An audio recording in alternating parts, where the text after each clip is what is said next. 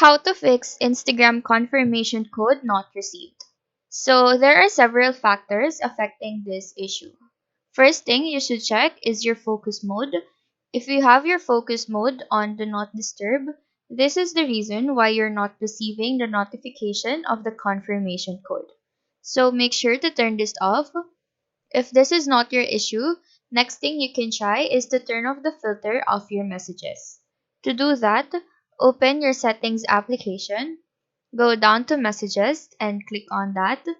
Make sure to turn off this toggle for filter unknown senders to be able to receive any messages, including the confirmation code from Instagram.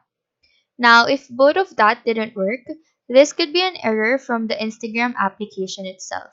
So just wait for a few hours before asking them for a confirmation code again, and you should be able to receive it after. So that is how to fix Instagram confirmation code not received.